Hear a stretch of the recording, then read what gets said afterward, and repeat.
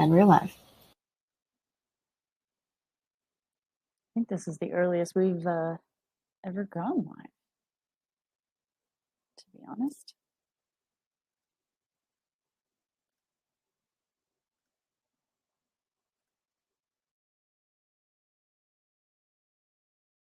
Oh, a couple people trickling in. We got in early today, folks.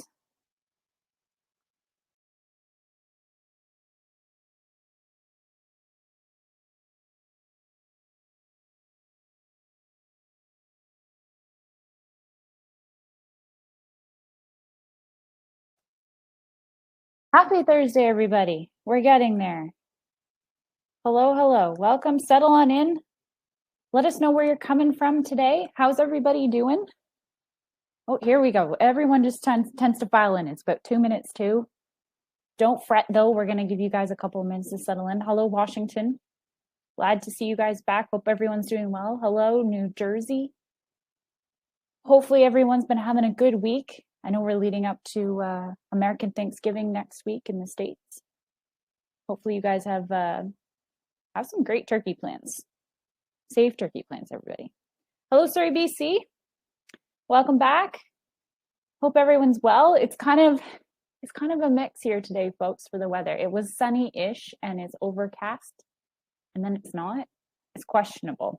Is what it is. This is from now until next spring for us. So, hello, Pittsburgh, Michigan. Hello, everybody. I'm super, super excited for today's topic and as well for our special guest. Let us know what you guys are up to for Thanksgiving. I want to know.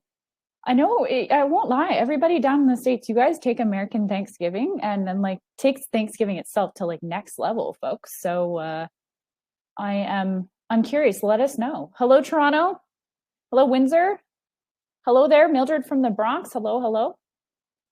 Hopefully everyone's doing well, keeping safe, and enjoying and living their best lives right now. Very excited to be talking about this very hot topic.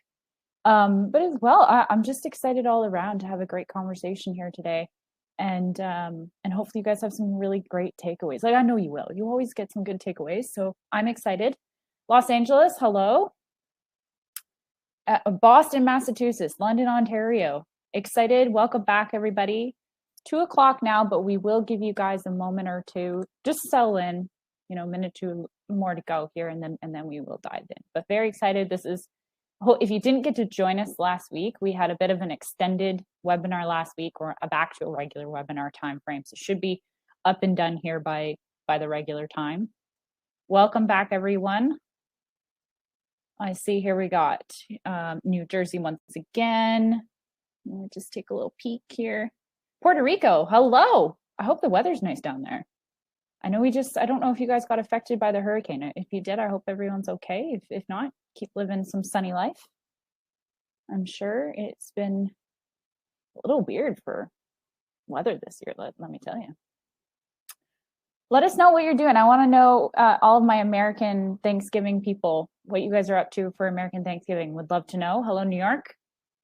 Hello, great head start here from New Jersey. Hello, hello, Vancouver. Welcome back, everyone. Minute or two more, and then we're going to get rocking and rolling. I would rather spend more time today having some great conversation with a very, very lovely person, which I'm not going to, I know you guys get to see the registration and gives it all away, but I like to think it's a little bit of a surprise. It's probably not, but anyways. Hello, Calgary. Hello, hello. It's snowing out your way. Oh, wow. Stacy, it's snowing. You want to build a snowman. My niece, oh man, guys, she's in love with Olaf. She's 4. And all I keep hearing about on the phone is the song In Summer. That is it. That's all we get to talk about. And I love it. I love every moment of it. Hello, Texas, California, Indiana. Enjoy the snow and keep it. Yeah, I know, right? I don't mind it. It's nice, especially around the Christmas time. When it's not nice is the beginning of it and the end of it. Because the beginning, it's like that dirty snow and slushy and it's kind of gross. So everyone staying home for Thanksgiving and relaxing. I love that. Hello, hello. Welcome back. Okay, guys, one more minute and then we're going to get into the fun of today. Hello, Tampa, Florida, New Jersey once again. Lots of folks here from New Jersey. Exciting. Very exciting. But yes, let us know what you guys are up to for Thanksgiving. Immediate family this year. Exciting. Enjoy. And you want to know what? Hello, Hawaii. Aloha. I have some friends actually in Hawaii now that I was thinking back on it. Sorry, I went to like totally different. Going back to Thanksgiving. Enjoy the time off, guys. Relax, take some downtime, maybe decompress from the news. Decompress from all of it. Maybe just take some time to let COVID go, settle on into your place, enjoy some best life, some good food, a couple of drinks with your close family. And yeah, like Carmen said, just chill out at home and get away from, there's been a lot of politics the last couple of weeks, as we all know. Tana, your immediate family, your dad, your kids, I love it. Pretty much the same thing for us. We did very immediate family for us for Thanksgiving. So very, very, very, very tiny. All right. Should we get rocking, guys? Let's start. Keep it coming, by the way. If you guys have anything in the chat for questions, please don't be shy. As always, especially today, if you've never been on a webinar with me, you will know I am not your financial or legal advisor. I did not go to school for that. And you do not need my advice there. Let me tell you, this is why we bring special people on, folks, because this is really out of my scope of range. But we just want to make sure you guys get some great tips, some great tricks, strategies, things you guys can implement. So, and if you ever do want to let us know how, if you take something away and how it went, I'd love to hear it, okay? From today, of course, as always, session is recorded fully, so you guys can get it at the end. It's going to come out with this show notes. Certificates will be made available at the end of the webinar. But they'll, also be able, you will also be able to get them in your show notes as well tomorrow. So slides, recording, certificate, all in the show notes will be sent out tomorrow. And as well, the certificate will be available here at the end. I know we had some ups and downs over the last 2 weeks with the tech. If you find that your connection's not absolutely amazing, you may need to refresh or just reconnect to the session. And for the most part, you should be good to go, okay? As always, if you've never been here, I'm Maria. I'm one of the RECEs here at Hi Mama, and my co-worker, my colleague, my partner in crime. Hi, everyone. Carmen, I'm running out of fun facts. I really have nothing. The only fun fact I actually remember this morning is now it's been 2 months since I got married today. Wow, congrats. I know, right? Do you have any fun facts for us? Nothing crazy. I've been experimenting a lot with cooking, so I'll let you guys know. Guys, she's a good cook. As always, folks, please send your questions to Carmen in the chat. She makes sure to grab some high points as well. And if resources are talked about, the things that we can get to you pretty quickly, they'll be there, so don't be shy. But I'm excited. In a few minutes, we'll be bringing on Karen. I'm very, very excited to be speaking with Karen today. She's phenomenal. All in all, I just love having great conversation, and I know that's what we're going to be bringing here today, and some great tips and tricks for you guys. So speaking of, because I want to spend most of my time here chatting with Karen when it comes time, I just have a couple of pieces that I wanted to kind of go through that we've collected over the last several months in regards to like tips that other centers are doing, especially involved around the whole financial outlook. And then we're going to be bringing on Karen after that, and of course going through, positive financial mindset, talking a little bit more about operating budget and that pandemic strategy thinking around pricing. So I'm very excited to do this. And I'm seeing Karen rocks on here already. Don't give it away, guys. Let's start with those great tips. I know she does. It's amazing. So like I'd mentioned, a couple of these pieces we've been grabbing from, guests we've been having on, people who have been, here with us, sharing what they've been doing, and a couple of their small pieces. So I'm looking to get a little bit more income through the door. We all know that it's very hard right now, no matter where you are and what you're doing. But this was one of the big tips that Wanda gave away. And if you remember, Wanda, she was on with us way back, 2 locations. And she had to close one. And this was one of the ways that she was kind of going around having that one location. And of course, with the combining of ratios and those sorts of things. Missy, she was huge on making sure you reach out to your community, because at the end of the day, making sure they can get another family through the door. It all depends, of course, where you are right now, what you're doing. If you're looking at even enrolling, those sorts of things, don't be afraid to ask. Always as well, keep on top of your operating budget. See where you're actually spending money. Don't just, this is where we're spending money without looking at it. Take some time to look back on it. Okay. As well, for those folks, if you're having a bit of trouble or seeing again with some connection issues, don't forget to reconnect or refresh. You should be good to go.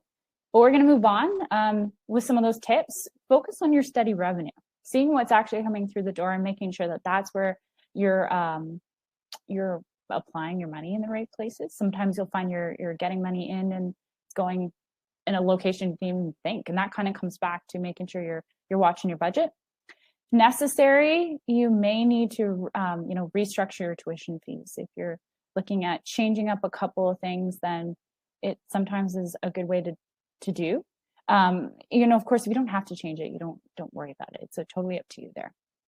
Putting together some month-to-month revenue projections, and this is kind of like when it comes down to making sure you know where your money's going for the next month. And it's kind of like you don't want to be living and not knowing where your money is coming and going.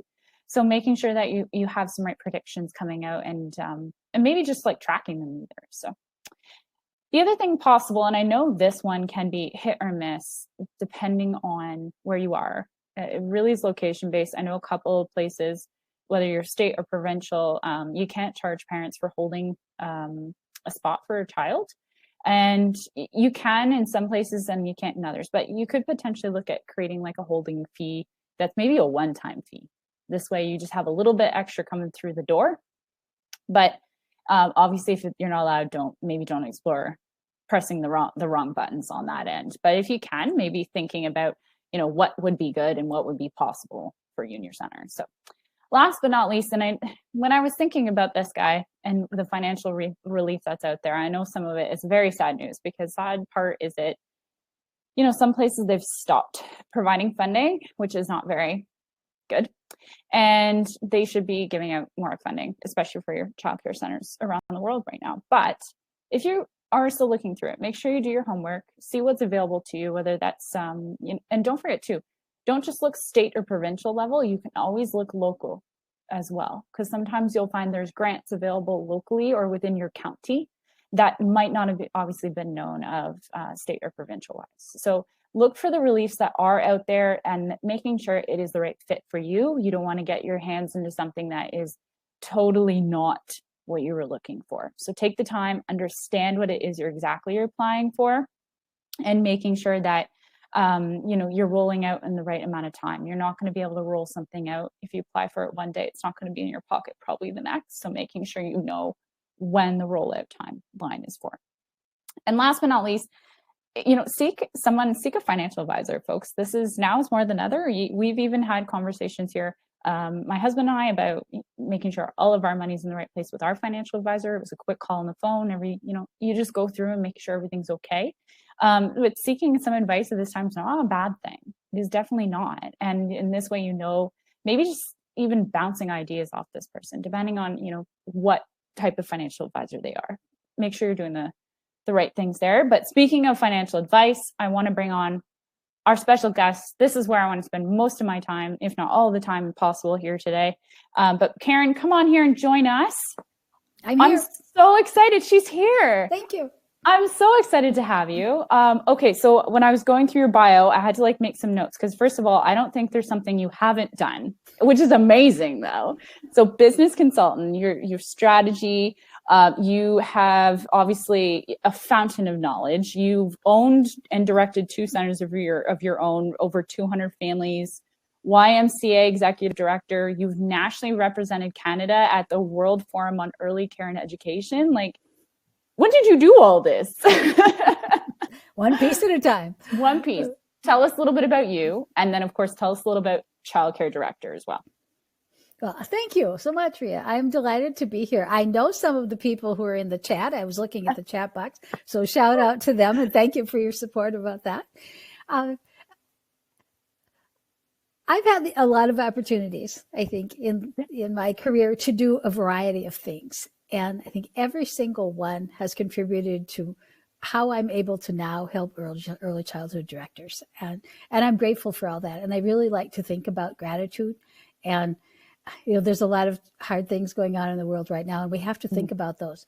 But I think it's also really important that we just think about what are the things that we talked about in advance with Ria. So, Ria asked, how do I have time to do all this? Well, one of the things is that I do teach a time management class, which I wrote.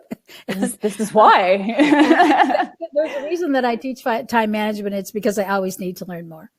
And so every time I work with a group of directors and we talk about time management, it always gives me some more insight. And I think that's one of the great things about what I'm able to do is that, every single early childhood center is different. Every director is unique, but there are also many common challenges and common solutions that we can talk about together. So in my business, which my website and some of the other my business things are called earlychildhooddirector.com, so you can easily remember that.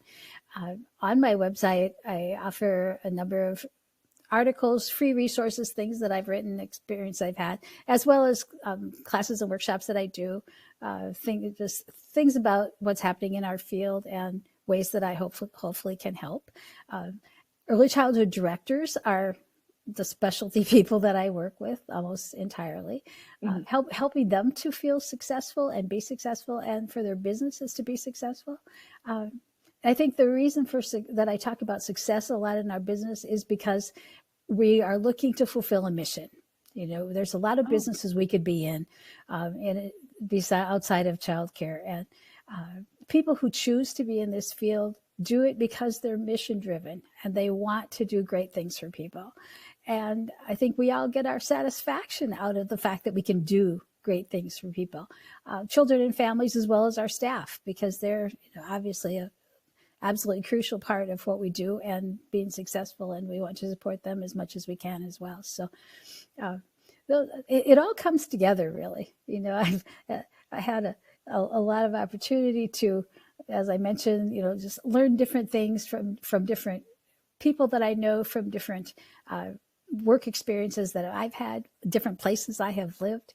And I feel like that every single one of those contributes to what we can do and be today. And so I'm just glad that I can be here with you and be part of talking about, where have we been financially, where are we today, and where are we going financially.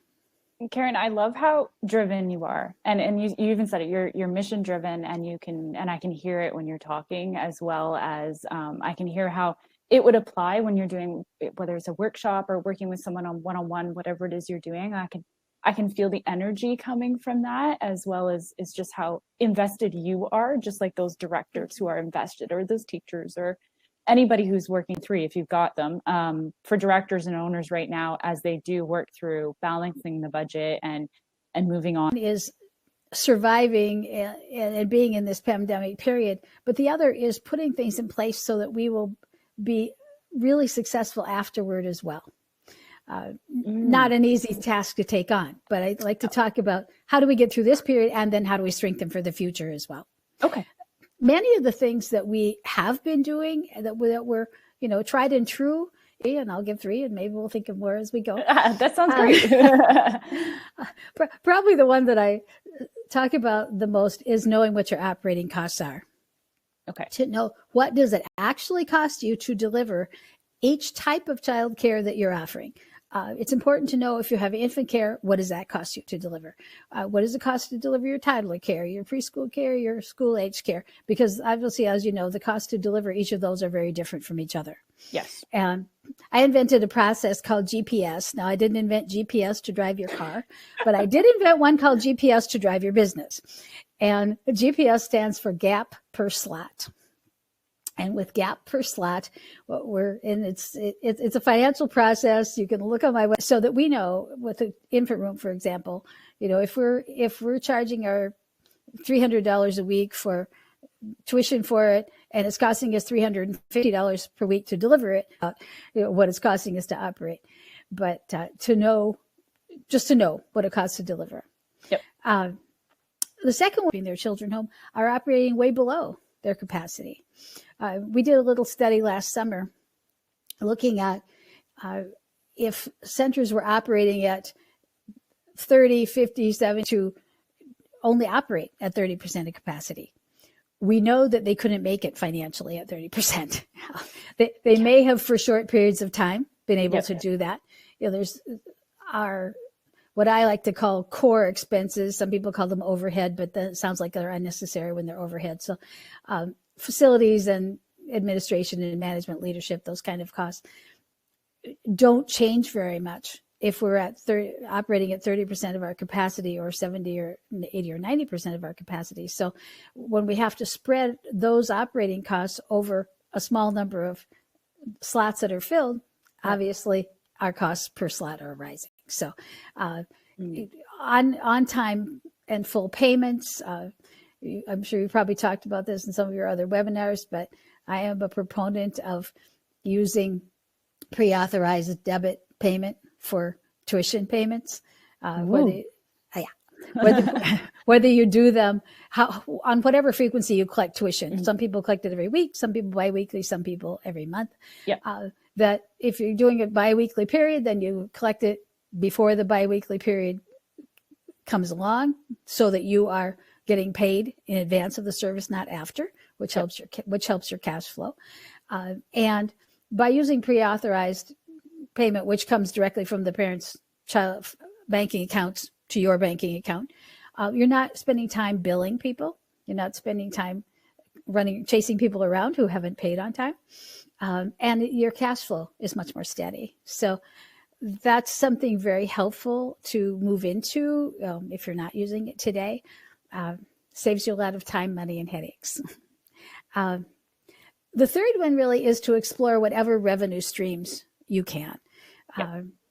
At all times. I'm a proponent of grant writing. There's some, I know some of you who are on our attendance list today, I see, and I know you have some nice grants. They come from a great variety of places, and you've probably had some online workshops about grant writing.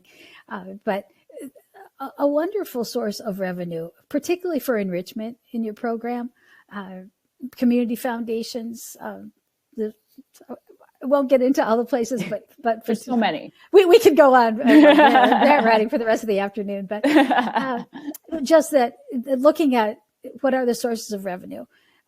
Right now, of course, there are state, provincial, federal government grants of different kinds that are COVID related. The Paycheck Protection Program in the United States, some of the wage protections in Canada. So there's a pretty good variety. But to know, as you mentioned earlier, Ria, some of them are state or provincial related, some are federal, some are local. To explore those and know what those are. But even when we're not in a COVID period of time, just to look at what are all the potential revenue streams? Because tuition, as we know, often cannot cover the total costs of operating a high quality program. And there's just a lot of opportunities to bring additional funding into our program. So those are my top three. Karen, they're fantastic. And we've had a question come up already that I want to kind of apply here, because it goes with what we're talking about. And it's a little bit more about applying for grants and being a little concerned of how it will affect your taxes in the next file year. Do you find that it just because I'm a little less familiar with grants, do you find that it is pretty effective in the next filing year? Or do you find that for the most part, they have a smaller effect? Does it depend on the grant? Like, I'm sure there's 50 questions we could go off, but does it really make an impact? The vast majority of grants are granted to not-for-profit organizations. Okay. Some of the COVID-related grants, I honestly cannot tell you right now how they're going to affect taxes because people haven't crossed that bridge, and they vary so much from location to location. But if they're part of revenue, then whether you're for-profit or not-for-profit, they're part of revenue. Your business expenses are going to then be subtracted from that, and whatever is your bottom line. If a center is a for-profit business and they're showing a profit, obviously they're going to have a tax on that. Not-for-profits don't have that kind of tax. They hopefully can end up with a surplus at the end of the year to put into reserves. And it's one of the things we have really seen during the COVID time is that those centers who had built financial reserves before this came along, they always saved them for their rainy day. Well, this was their rainy day. Yeah. And people have been really, really glad that they developed financial reserves because it's given them a little bit of cushion in this time. I totally agree. And the reserves that have been coming out have been great. And I'm hoping that it keeps coming and that they find a way to work it in. Let's talk a little bit about the positive financial mindset, because I just love that. This is why everything about this webinar is named after it, the idea behind it, but how it applies to childcare centers right now. Because I think especially in this time, we're going into Thanksgiving down the States, we're coming up on Christmas, we're coming up on the new year. Having a positive financial mindset is key. And I know it's also hard right now just because of the impacts of COVID, but how does that work for you? Tell us more. It is hard. I think our field has struggled for quite a long time with a lack of self-esteem as a field.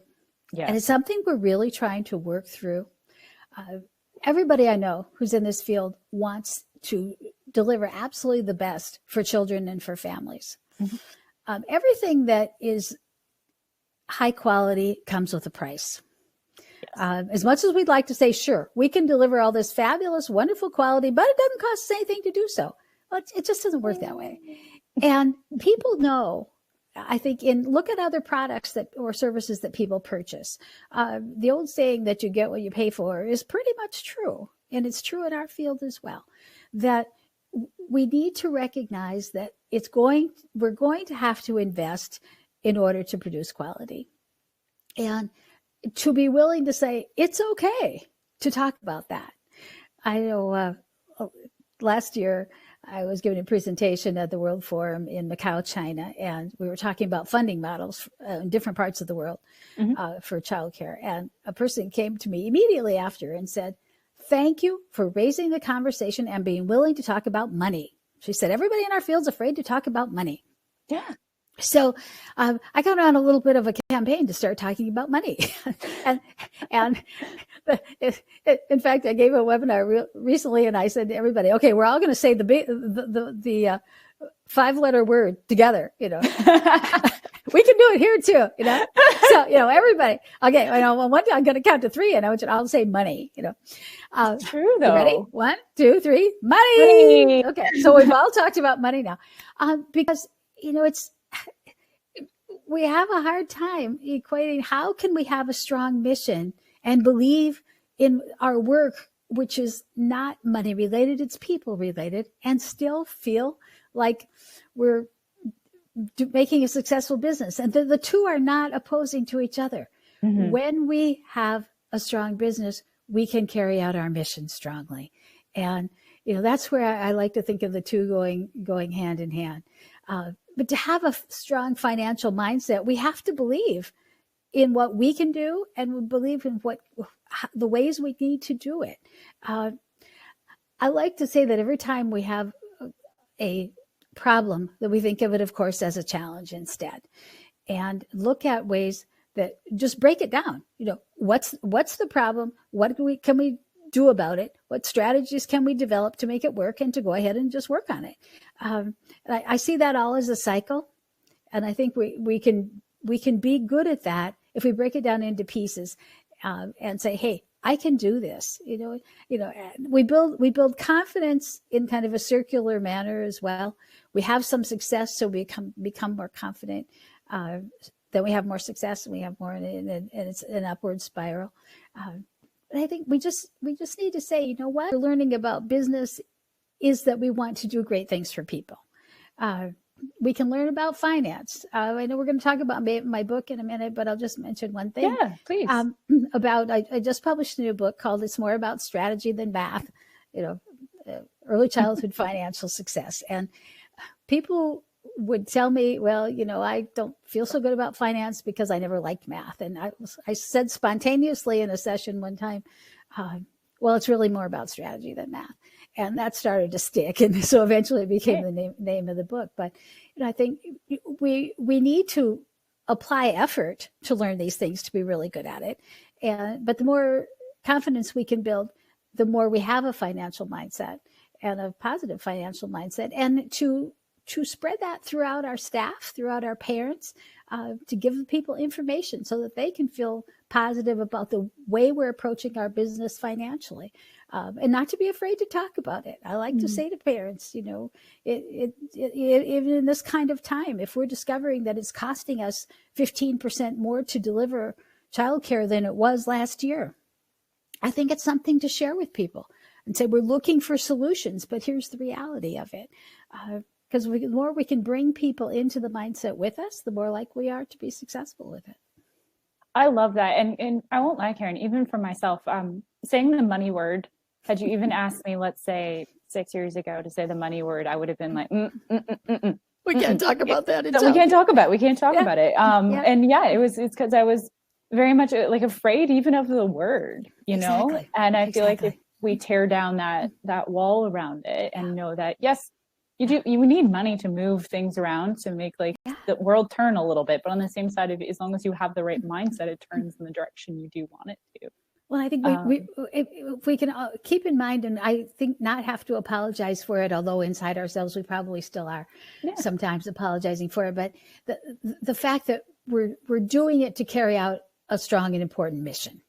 Yes, we're very, very few people in this business are doing it purely for profit motive, and I think that's okay too. But I think our whole business is mission driven, and so we're just looking at the better we can be at operating our businesses, the more we can do for children and families. I agree. And going on to children and families, because this is something we were talking about it earlier. We're talking about the school age children and virtual learning. And maybe right now, I know we've talked about a couple of techniques you've been using, but is there like a recommendation? And if you want to even add 2 cents about virtual learning, I'd love to hear about, cost around this and charging parents and regarding, school age learning. As we know, a lot of centers are providing a space for families because, they maybe don't want to send their children to school fully, but they need care a couple days a week or something. I don't know, but whatever it is. Let's hear your thoughts on that. Yeah, there's probably some really great things that some of you are doing too. So we put some of those in the chat box and share them with everybody. We'd love to hear. That will be great. I talk to a lot of early childhood people, but I certainly don't talk to everybody. So it's a really good opportunity for us all to hear what some of you are doing successfully. But it became very quickly a really new business opportunity and revenue stream, honestly, for early childhood centers to serve more school-age children and to do them during the hours in which they traditionally were not serving school-age children because it was a family need. I know people who have had some, either they could expand their space or into more space that possibly they weren't using, or maybe their enrollment was down in some other areas because of families keeping their children at home. So they were able to open a school-age room and have the different things have happened. And in a lot of cases, the children were actually bringing their computers or their devices because they were to tune into their own school. And so they structured them where they have staff available. Their leaders help the kids with their schoolwork. And then they're able, on top of that, to provide all the things that we feel like the children are not getting by not being in school in places where school is closed. So they're having socialization and physical activity and nature experiences and, all the things that we say, kids aren't getting these things. And they were able to do that and still do their schoolwork too. And so, I really feel like that not only is that an opportunity for people to serve what families need, but it's a business opportunity for centers who their business may be down because of COVID. So it's kind of a win-win situation. And it's great to hear about what people are doing. And one of the things I like about it for myself, and I'd have to put myself in the shoes of a teacher that's in that classroom right now, is how it's working. I wouldn't be able to tell you, but I love the idea around it too, because it does allow for like that socialization. They're not alone doing the same thing. They're not sitting in a corner somewhere doing that thing, right? Whatever it is they're doing. My brother, he had my nephew go to my mom so that when he was doing virtual learning, and my mom would sit with him, and she goes, I learned more, I think, than he did, but but it was nice he had that person. So, and I think that's a very valid point for sure. Yeah. Yeah. Well, we have a 7-year-old granddaughter, and when she was doing school from home, we had a good chance to do some back and forth with her, and we actually did some homework with her, on FaceTime. I love it. Yeah, it's fun. Okay, so we're looking. 2021 is really not that far away now. Here, if you'd asked me a couple of months ago, I'd been like, it's never going to get here. Because hopefully 2021 brings some light to us. But let's talk about, maybe an idea or two around how centers potentially should look at their operating budgets for the coming year. Maybe a couple of tips or anything like that around bringing us into the new year, and hopefully some positivity will come with it as well. I think there's a couple important things to look at when we're trying to figure out what is 2021 going to bring for us. I've been teaching some workshops recently on budget building for 2021. And I think there's two parts to that. One, 2020 has been a budgetary year like no other. There have been strong points, there have been weak points, there have been a lot of challenges and a lot of unknowns. So we've suggested that people go back to their 2019 budget or even their 2018 budget to look for what was their more normal. Yep. And work on building off that as well as what they've seen happen in 2020. Every year when we develop a budget, I like to start them pretty much from scratch each year, even though things that have happened in the past are highly valuable trends, obviously, to be looking at.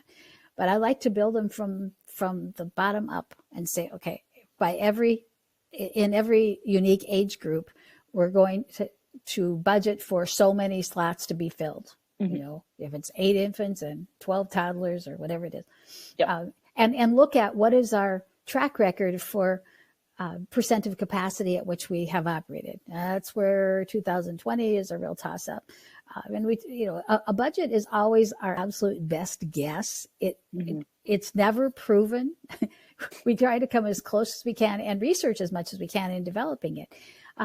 But to put together a really detailed budget based on what do we think is going to happen, and know, if we're planning on 8 infants, we're budgeting for 8 infants at $300 a week, then we know how much that is every week, every month. Yep.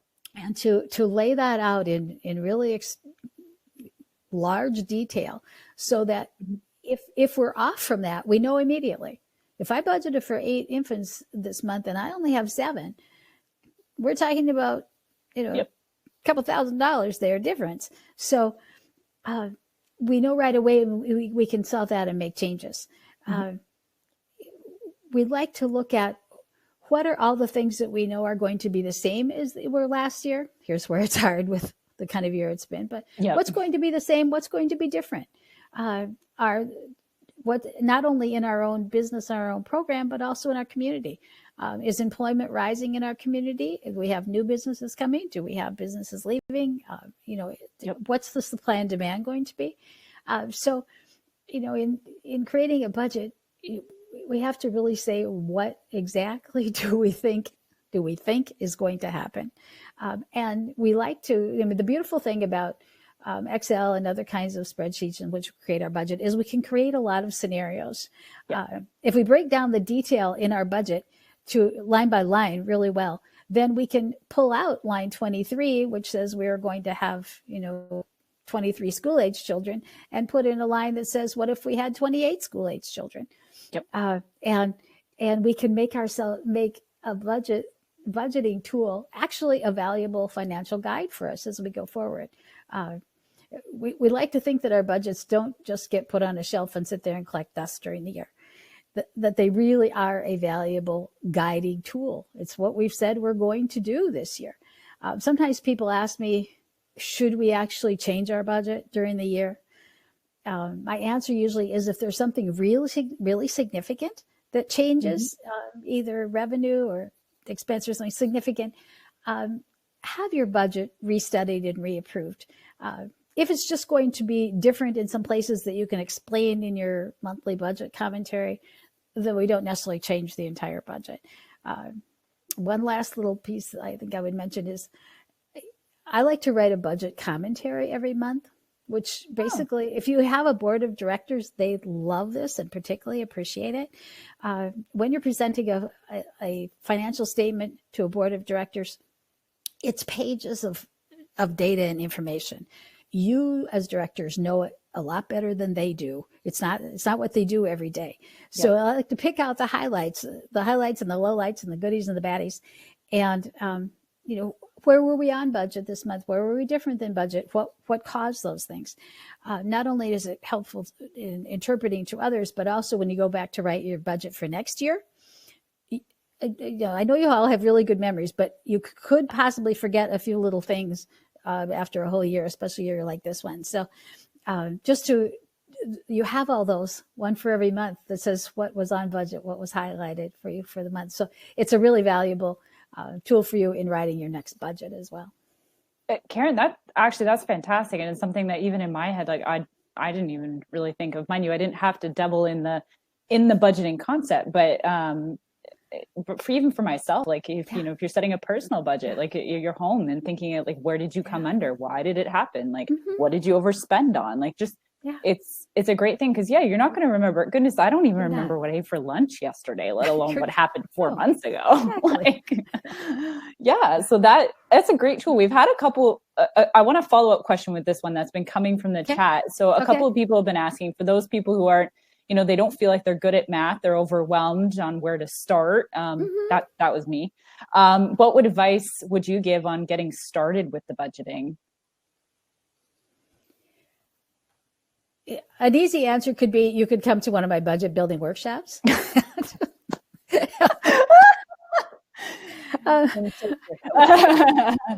know that not everybody has had the opportunity to experience a lot of budget building and had to be in the depths of this kind of thing. And, it's just something that since my first days in the YMCA as a program director, I learned budgeting and the old fashioned way, and you learn it well that way. And to look at, so many different programs and what's going to be your revenue and expense. So, I think it's to really, to dig in to the details of a budget. I know that sounds big and huge, but it doesn't have to be. Like the example I used about looking at revenue. How many infants do you plan on having at what tuition every week or month? How many toddlers do you look at having? How many, of each group? And when we like to do the same kind of thing for our staffing expense budget, because, we know that staffing budget is often around 65% of your revenue in childcare. It can be higher and lower than that, but that's no matter what it is, it's your biggest chunk of expense is for staff, because that's how we deliver our program. Yep. And so we can do the same thing that we were just talking about for tuition, do it for expense as well. Here's our infant room. We're going to have 2 teachers at so many dollars per hour, so many hours per week. And we can go through and figure that out by every room as well. And so that becomes a really good roadmap for us for the coming year. So I suggest that people sort of start with what you know.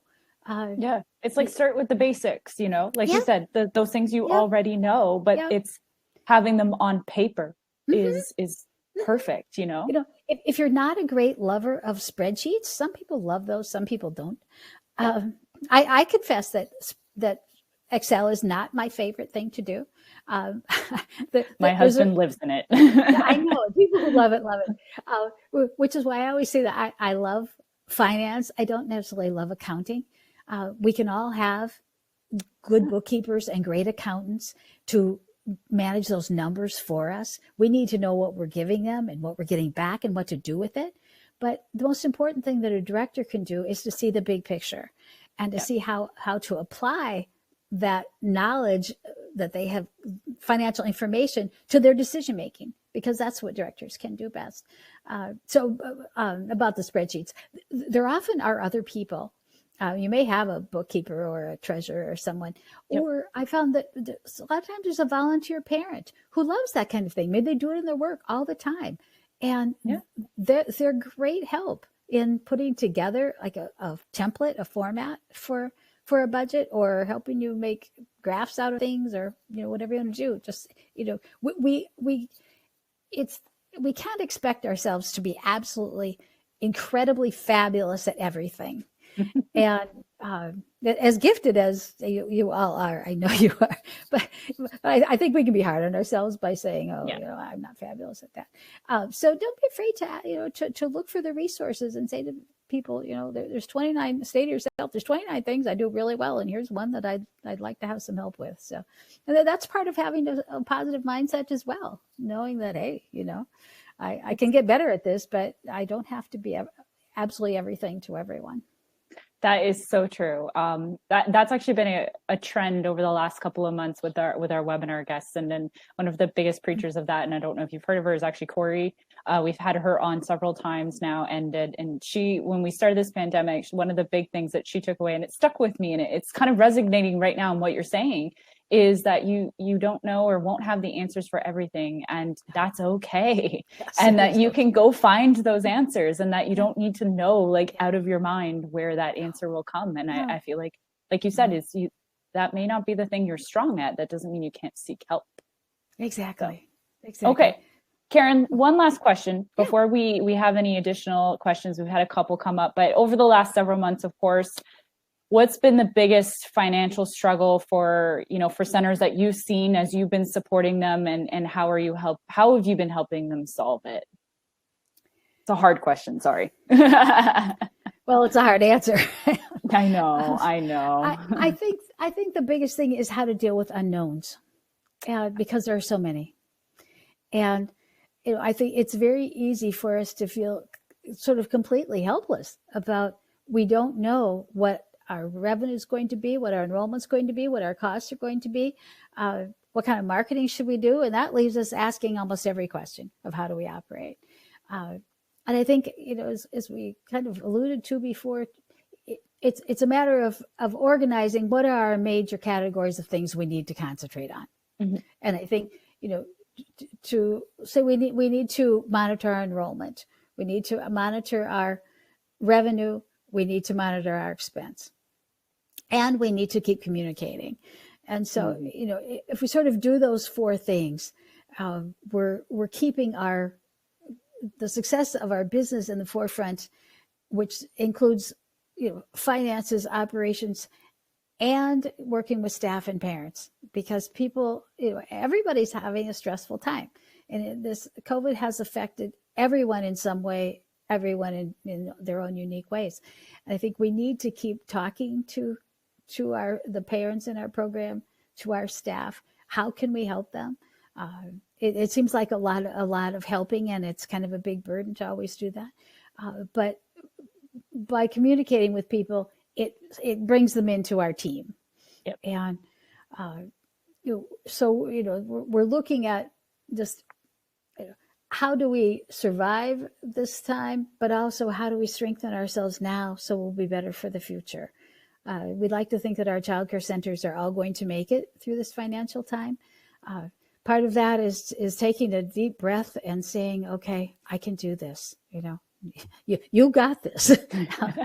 and supporting each other. It's really important that people have someone to network with, someone to share with, and someone to say, hey, I don't know how I should handle this, because we tend to believe that we should be able to handle everything and be fabulous. And no matter how positive our mindset is, there's times we're going to doubt ourselves and wonder, how are we going to get through this? And I think that kind of leads me back around to gratitude again, of thinking about, and we have to appreciate ourselves. I often say that being the early childhood director can be a very lonely spot, because people, we're there to support the staff, and they're there for us, but the relationship isn't the same, because, we're their supervisor. And so sometimes we have to also learn to reinforce ourselves. And it's like, I sometimes say to people, we just have to about pat ourselves on the back and say, hey, you're doing this well. And one thing I found that when things get overwhelming, I like to make a list and say, okay, here's all the things we've accomplished this week. Here's the things we need to finish this week. We're doing well. And just to say, hey, we've got this under control. That's not a matter of overconfidence. It's just a matter of believing in ourselves that we can do it, and breaking it down into pieces and checking them off one at a time. I love it. Karen, everything you've been saying, I think you and I could probably go on forever and ever, but we sadly cannot. That's unfortunate. But before we open it up for the last couple of questions I have for you, you had mentioned your book. We're going to make sure this is in the show notes, folks. But tell us maybe a little bit more about some of the resources you have on your website, as well as your course even as well. Mm-hmm. A couple of things. One is that my book is available from Amazon in print version or e-version. And on my website, I have a study guide that goes with it.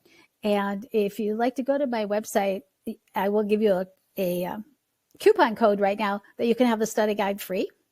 And so when you go in there and you go into checkout for it, the coupon code is Raise Hope. And write it down. we can send this out to you later, but it is Raise Hope. And so you can get the book, and then you can download the study guide free. And it helps you apply the 36 strategies in the book to your specific business and walks you through a lot of those things. So you can say, okay, here's how I can make these strategies work, for me particularly well. So I honestly had a lot of fun writing the book, and I always like to give a shout out to everybody.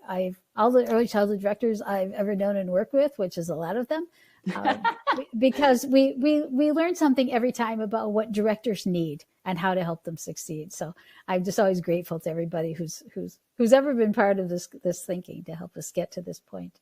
And on my website, you'll also see some articles I've written, some downloadable free things that I have available. I have a membership site, which is brand new. We're just opening that up, where you can join at different levels and get different things every month. So that will be a lot of fun, I think.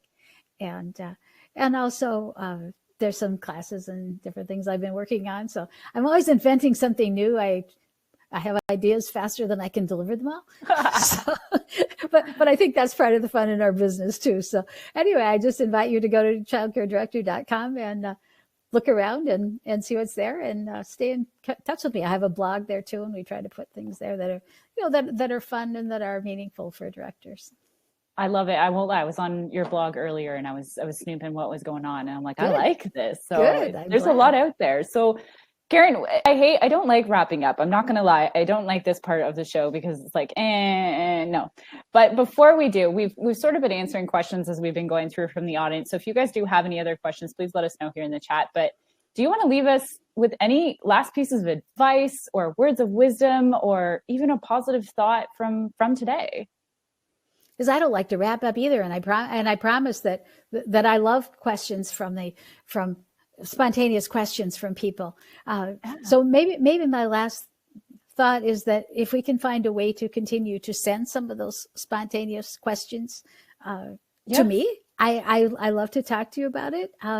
You can email me if you like. I know some people don't like to give out their email address because they might get too much stuff, but when it comes from early childhood directors, I don't consider it too much stuff.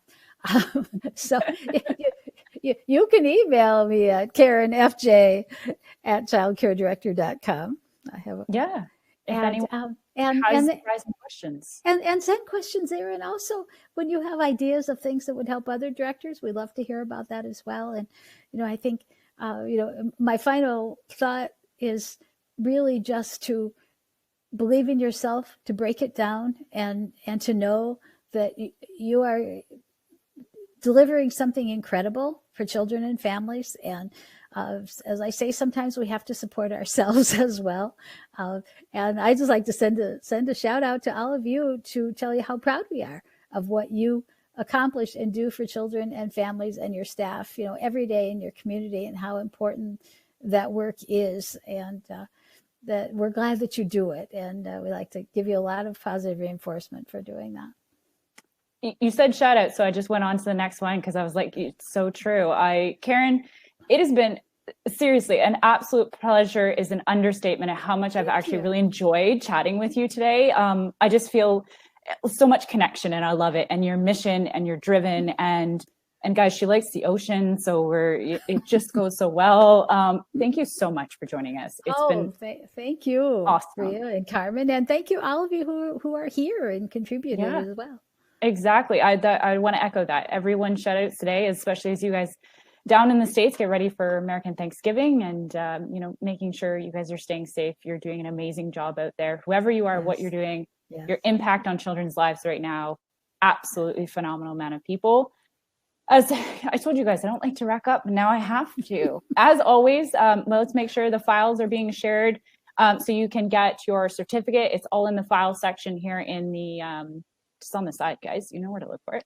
And so it's there. If you can't get it, it will be in the show notes. So don't worry. We always make sure to hook you guys up more than once, so not to fret.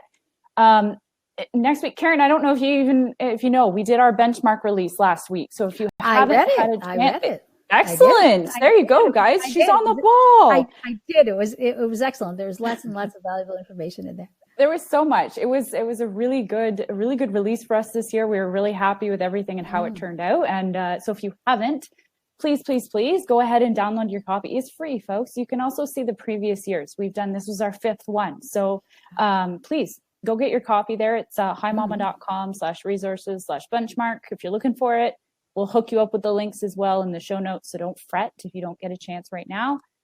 Next week, we're going to go on Wednesday, I believe. Make sure, I'll double check. I should have double checked with Carmen before, but maybe correct me if Carmen says on Wednesday, guys. I got my stuff together today. Last but not least, follow us on social media. Karen, do you have social media? Yes. Oh, yes. Find Karen on social media. That's going to be my next stop. I'm going to connect up with you. LinkedIn, Facebook. Oh, yeah. There, she's on it, guys. So follow who you like and visit. Please, Karen, once again, thank you for being here, for all the amazing tips. Thank you. The appreciation's there. Thank you, everyone, for joining us once again today. Stay healthy, stay happy, stay safe, and we will see you next Wednesday, not next Thursday. Next Wednesday. Carmen, did I miss Wednesday, I'm hopping on here. Thanks so much again, Karen, for spending time with us. I certainly learned a lot, and thank you everyone for spending your hour with us today. We'll see you next week, and we'll send the invite out on Monday. Thank you, everyone. Bye. Awesome. Bye, everybody. Bye-bye.